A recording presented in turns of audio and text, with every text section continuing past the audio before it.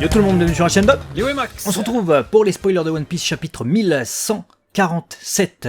On va spoiler dans cette vidéo puisqu'on va revenir sur les annonces liées au chapitre qui va sortir cette semaine. Veillez à en prendre connaissance avant de commencer la vidéo.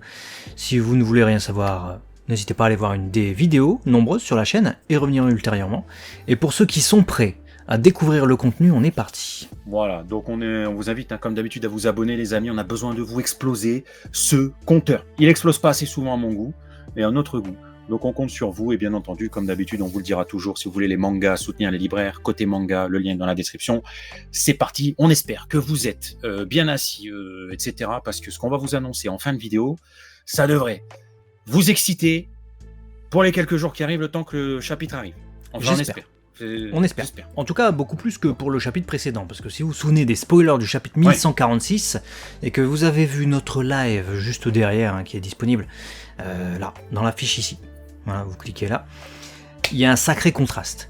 On était la semaine dernière sur des spoilers vraiment maigrichons et pas très intéressants qui nous laissaient appréhender ou interpréter plutôt, dirais-je, le contenu du chapitre différemment de ce qu'on y a vu. Et on s'attendait pas à grand chose, on a été quand même plutôt agréablement surpris. C'était pas un chapitre extraordinaire, mais c'était un bon chapitre. Et les spoilers par contre étaient catastrophiques. On va voir ce que ça donne cette semaine avec du coup le titre du chapitre qui est Les choses que nous craignons. Qu'est-ce que nous craignons? Alors, Nika, je sais pas. Qu'est-ce que nous craignons? Ouais, effectivement. Ça débute avec ce petit paragraphe. On nous dit, on voit un flashback de ce qui s'est passé avant que Sommers n'attaque Robin.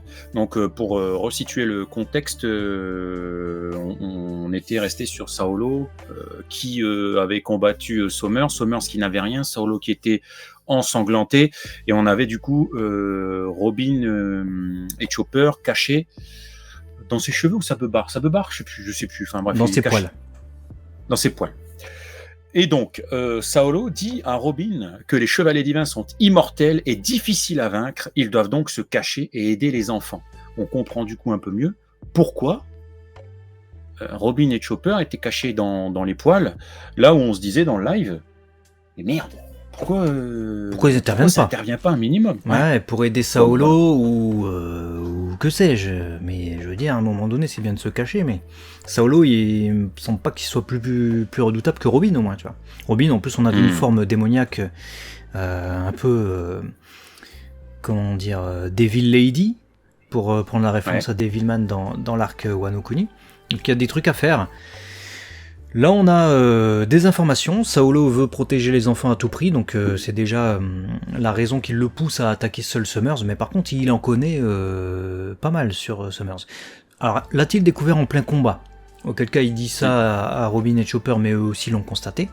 C'est-à-dire cette apparente immortalité, ça voudrait dire quand même que Saolo a porté des attaques à Sommers qui n'ont pas marché, où il a été régénéré. Ou alors le savait-il déjà? Et auquel cas, ça voudrait dire qu'il est un peu comme Brook, il a des informations qu'il ne nous a pas données.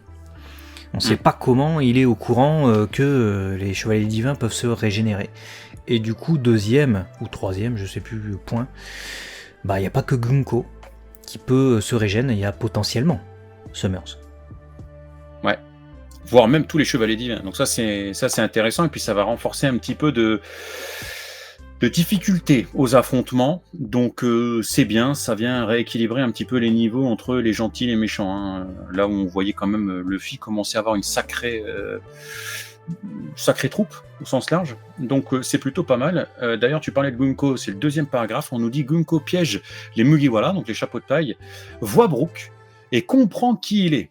Elle pose son pied sur lui et exige qu'il devienne son esclave musical, mais il refuse car elle a juré fidélité à Luffy. Ça y est, elle a enfin percuté que Brook c'était le Soul King qu'elle écoutait. Bon, on savait qu'elle allait avoir une interaction à un moment donné forcément, parce qu'elle écoutait sa musique New World, dont elle était fan. C'était d'ailleurs quelques-uns d'entre vous qui nous ont fait remarquer que c'était la chanson de Brook quand on voyait le chapitre. Elle l'avait pas reconnue au premier abord, il lui a fallu un chapitre supplémentaire pour percuter. Peut-être qu'il va tenter d'attaquer et que, je sais pas, son casque va tomber et sa coupe afro se découvrant, elle va le reconnaître à l'aide de ça, je ne sais pas. Toujours est-il que elle a de drôles de manières de s'adresser à son idole, si je puis dire. Après, vu ses réactions dans le chapitre précédent de Tenryubito, où elle se croit au-dessus de tout le monde, ce n'est pas étonnant du coup. C'est sûr. En parallèle de ça, Jinbei cherche un moyen de vaincre Gunko. Voilà, bon, on n'en sait pas beaucoup. Il va balancer de l'eau, écoute. Bon, pour l'instant, lui, il a pas balancé des calamars séchés, on sait pas trop ce qu'il va faire d'autre, donc on verra si Jinbei va gérer les crevettes. Ensuite, on nous dit que Somers annonce qu'ils ont maintenant 10 enfants, y compris le fils de Gaban. Tiens.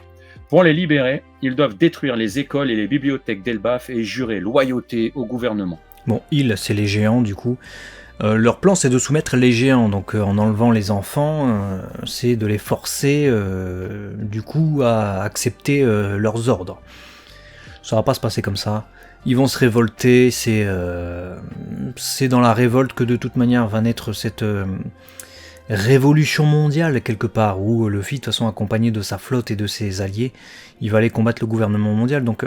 Ils vont se rebeller, bien aidés par les Mugiwara. Les Mugiwara, partout où ils passent, les méchants trépassent. Donc c'est ce qui va se passer. Ils vont être repoussés, les gens vont s'allier avec les Mugiwara, et bien contents d'avoir justement les chapeaux de paille avec eux, ils vont pouvoir récupérer les enfants, ou une partie, j'imagine. Ça va aussi pousser Gaban, et on le sentait depuis longtemps, à bien se vénérer, cette histoire. Ouais, et d'ailleurs, avant de vous donner... ce dernier paragraphe qui risque de vous faire trembler, je pensais à une chose, tu vois, ils veulent détruire les écoles et les bibliothèques. T'as vraiment cette sensation qu'ils veulent détruire la culture, potentiellement l'histoire, les souvenirs, et donc tout ce qui peut les mettre à mal. Le gouvernement mondial, les secrets du siècle oublié, toutes ces... Encore une fois, tu vois, toutes ces choses en mots, on laisse pas de traces. Allez, ils vont se tuer eux-mêmes. C'est le paradoxe, parce que... En fait, ils font ça parce que ça rejoint leurs idéaux qui est que, pour eux, les géants, c'est une race de guerriers. Donc, ils veulent des guerriers à leur solde. Et Harald, en ouvrant des écoles et tout ça, ça va contre leurs croyances à eux. Et c'est pas ça qu'ils veulent. Donc, ils veulent pas qu'il y ait d'école, ils veulent pas qu'il y ait de bibliothèque et tout ça. Ils veulent pas qu'il y ait d'éducation pour les gens, ils veulent que ce soit des guerriers à leur solde. Donc, ils vont détruire ça en... croyant les pousser justement à prendre les armes, mais pour eux, en se disant on a une monnaie d'échange, si vous voulez vos enfants, vous travaillez pour nous. Ça va pas se passer comme ça. En faisant les cons, là, ça va les pousser justement, à prendre les armes, mais à prendre les armes contre eux. Ouais. D'ailleurs, tu parles de prendre les armes. J'espère que vous êtes bien assis. Le chapitre se termine avec une certaine personne et une autre personne. Non, je rigole. Deux certaines personnes. On va aller loin avec deux personnes anonymes. Voilà, avec Gaban et Nico Robin se préparant à combattre. Robin et Gaban jurent que cela n'arrivera pas et partent au combat. Let's go, on attendait que ça. Franchement, ça fait bien 3 chapitres que j'attends que Gaban il balance des haches dans la tête de Somers. Et pour ce qui est de Nico Robin, on l'avait réclamé chapitre dernier, donc... c'est bien, elle va entrer en action, c'est une des plus redoutables aussi de l'équipage, faudrait pas l'oublier. Donc c'était étonnant de l'avoir un peu laissé sur le côté, timide dans les poils de... dans les poils de Saulo, mais si elle passe à l'action, ça peut être bien. Et puis démon versus démon quelque part. Si on se dit que leurs pouvoirs sont démoniaques aux chevaliers divins, là, ils vont avoir une adversaire... une adversaire... Ça risque d'être bien. Le résultat aussi va nous montrer l'étendue des pouvoirs des chevaliers divins, je pense. Ouais. Et puis peut-être aussi celui de Gaban, parce que Nico Robin, on connaît, mais du coup, pas forcément Gaban en milieu hostile, on va dire ça comme ça. On le connaît face à Luffy, mais vite fait, quoi. On sait pas ce qu'il est capable de faire. En tout cas, il va tout casser. Je sais pas de quoi il est capable. Il va faire un sac. Ouais, je vais tout cacher. Moi, je suis pas arrivé pour perdre. Moi, je suis pas arrivé dans l'intrigue pour me faire latter le cul. Ouais, non.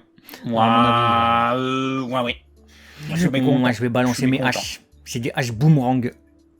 Mais vous allez voir que, comme il fait partie de l'équipage de Roger et comme Rayleigh, à mon avis, il a pas de... Rayleigh. À mon avis, il a pas de fruit du démon. Et il va utiliser du coup le haki. Donc il doit avoir un haki surpuissant de ouf. Et pour moi, je le dis depuis tellement longtemps, mais le haki va faire beaucoup dans cette partie du Nouveau Monde. Kaido l'avait annoncé de toute manière. Et le renforcement du haki est un haki surpuissant. Il n'y a que ça pour moi qui peut vraiment lutter contre ce type de pouvoir avec une régénération infinie. Peut-être que des blessures causées par un haki beaucoup plus puissant pourraient les empêcher de se régénérer à l'endroit blessé. Je sais pas, c'est une supposition de ma part, mais... Très possible. C'est une supposition, mais très bonne supposition, parce que ça mettrait justement en avant le haki. Et bien mal haki profite jamais, du coup. Donc, exactement. Dis-nous si toi, bien haki, tu profites ou pas dans les commentaires. Et quelles sont tes théories aussi? Ouais, quelles sont tes théories? Voilà, en tout cas, ces spoilers sont quand même un petit peu plus énergisants et hypants que ceux de la semaine dernière, mais gageons que ça fasse pas l'effet inverse, à savoir des spoilers nuls nous donnent une belle surprise de chapitre et des spoilers bains nous donnent un chapitre pas bain. Donc ça, il faudrait être là pour découvrir le chapitre. Dites-nous vos théories, vos pistes de réflexion également par rapport à ces spoilers. Et on se retrouve dans quelques jours pour ce qui concerne le chapitre One Piece dans un live. Et dès aujourd'hui et demain et après-demain dans des vidéos, parce qu'il y a des vidéos bien. Plein et bien, ça fait blin. Voilà, sur la chaîne, faut savoir. Blin. À très vite en tout cas. On fait des bisous. Ciao. À la prochaine.